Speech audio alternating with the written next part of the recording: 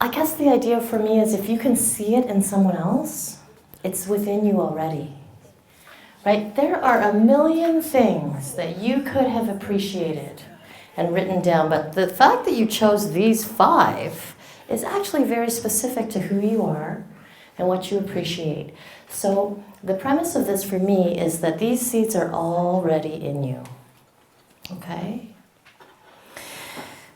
But for some of us, this list may not completely fit, right? There might be some areas where you're doing some of the stuff, and some areas that feel far away. So the rhetorical question I have for you is, what stands in the way? What stands in between you and that other shore of your highest communication? As women, we don't always actually have the space to be assertive. We may be speaking in a way that's very balanced, that's very thoughtful, that's descriptive and specific, and yet we still may be read as aggressive because we're forwarding a point of view, or just not heard, right? Just kind of, oh, this passive person, she's talking, but we don't really need to worry about what it is, right? So there's that very, very thin line that comes with gender that makes it harder to occupy that space of assertiveness and neutrality. And of course, this is compounded with other social locations that are oppressed or are on the margins. Okay, yeah, keep going. I was thinking lack of confidence, like confidence I could be like that person. Okay, Like so measure up to that person. I'm hearing another layer of something that really, really gets us. Our own self-talk. How we talk to ourselves, these messages, this constantly on radio that is commenting and evaluating whether or not we should be a certain way in situations. Thank you very much for bringing that up. I also wanted to speak to what you said about emotions. So this is something I got from you guys, and it's really changed how I do therapy, because in the therapy world, we have language, we have clinical language for when people are in their window of regulation. And you guys might have heard of this. Well, we actually just call it window of regulation.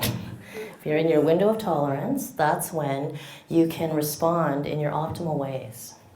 But when you're in hyperarousal, so very vigilant and worried, then that means often you will respond in ways that were just sort of programmed ways that you heard as a kid too, right?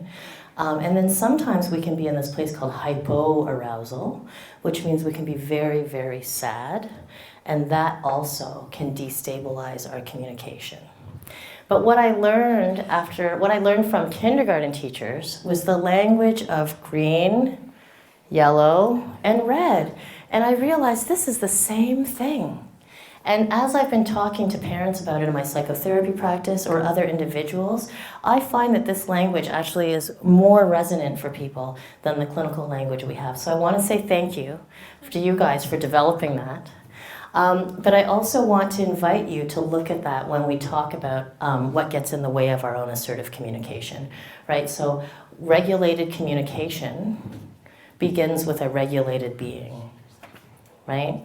And so it's that time to just be able to notice, hey, I'm triggered or I'm activated, and to be able to come back to ourselves, take care of our need first, so that whoever we're communicating with isn't in the position to have to do that. They will probably miss if that's their position. So if we can kind of soothe ourselves a little bit first, if we can validate ourselves a little bit first, come back into our green zone, then with the conversations we can have from that place are going to look a lot different. The last thing I want to say about this is that when we talk about what stands in the way, whether that's speaking from a dysregulated place or the messages that we give ourselves when we're potentially about to be assertive and trying, that all of these pieces are simply imprinted messages, right? They're just patterns of behavior that we learned along the way where our system said, hey, this is helpful. And they might not be as relevant or helpful in certain contexts. So we're not fated to communicate in the ways that we were raised, but sometimes it does involve actively looking at some of the mental blocks and deciding whether or not they're still valuable to us.